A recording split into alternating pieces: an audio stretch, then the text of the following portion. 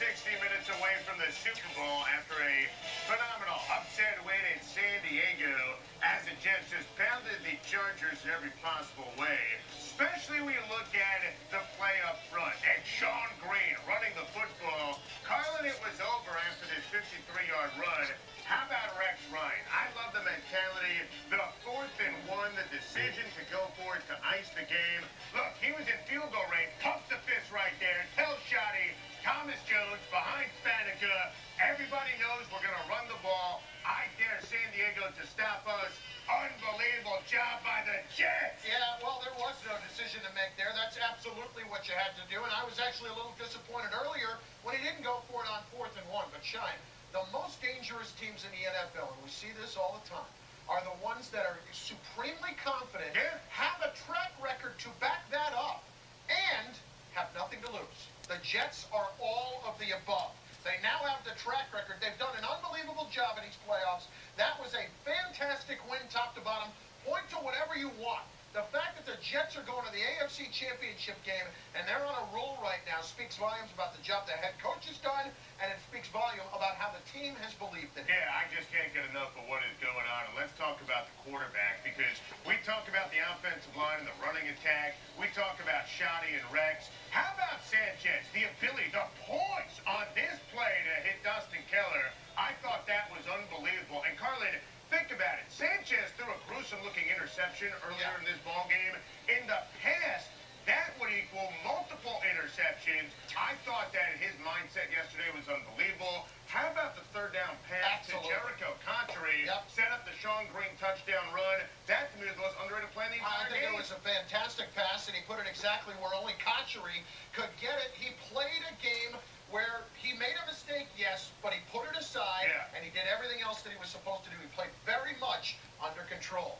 Now, some people have been hesitant to recognize that the Jets have the #1 defense. Well, if those people don't believe it now, you're just never going to get through to them. And by those people, I mean me. I absolutely believe in the Jets defense right now, because when you look at what they do, they make no secret of how they're going to attack you. They are going to blitz, blitz, blitz you, and you still can't stop them. The Chargers at times yesterday offensively looked ill-prepared for what the Jets were going to do, and the Jets might have well have sent them a telegram saying, here's the game plan, go ahead and try to make it happen. They could. Yeah, this Jets defense is unbelievable. You know, the Chargers get 20-plus points just coming off the bus. David Harris was flying around. I thought Revis was incredible. Jim Leonard, we saw the interception. Brian Thomas stepping up and making plays. How about Kerry Rhodes? How about Mike DeVito? This was a total team effort, Carlin. This is what Rex Ryan wanted to do. We made adjustments at the half, and I thought the Jets' defense was something special. Listen, this was Rex Ryan's vision.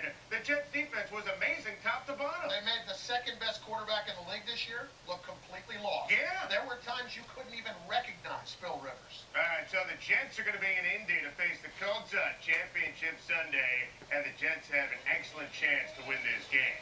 Peyton Manning's the league MVP, but I believe the Jets can put a lot of pressure on Peyton Manning. I really believe that. I think based upon what they did, as we just talked about against Phil Rivers, they can do it against Peyton Manning. And I know, not I think, I know Sean Green and Thomas Jones can run the ball against Indianapolis Colts. Well, they can be more physical than the Colts, and I think the Colts have an extremely underrated in terms of being physical defense. I think they can absolutely go out there and smack the Colts, and that's been the recipe to beat the Colts before, is to out-physical them and throw that first punch and land that first haymaker.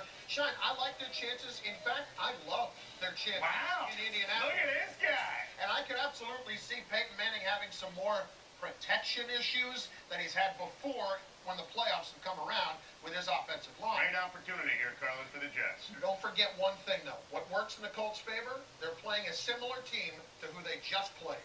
Much more football later on, but we're going to get to some baseball right now. And the he said between the Mets and Carlos Beltran's camp doesn't seem to be going away. The Mets insist they have no problem with Beltran himself, but it's clear they do with Scott Boras. And for me, it boils down to, who do you believe, Omar or Boras?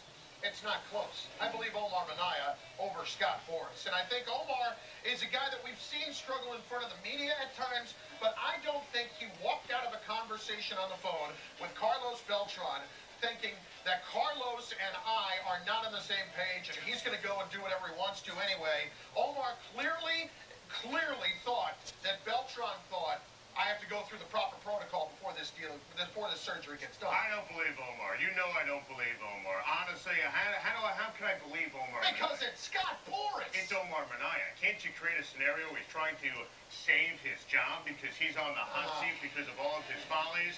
You know what I do if I'm the Mets right now? Nothing.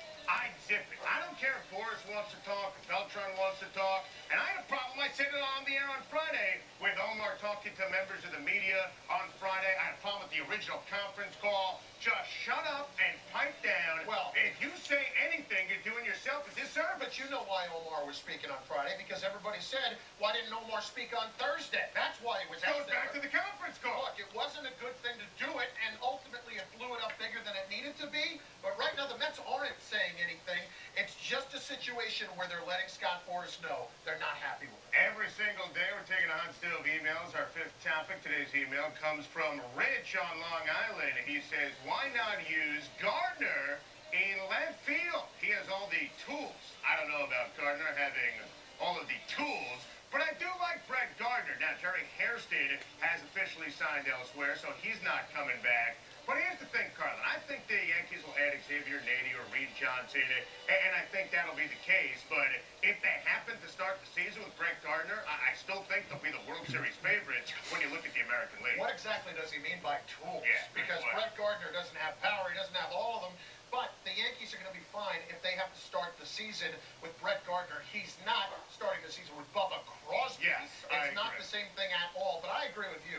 And I still think there's a chance that if over the next month he doesn't land anywhere else, the Yankees say, hey, Johnny Damon, you want $5 million? Come on back. I don't see it. All right, we want to know what you think about the huge ball game coming up on Sunday with the Jets and the Indianapolis Colts. We want you to take all week long, 212-BUZZ-SNY. Your phone calls and emails later in the big show. But coming up next.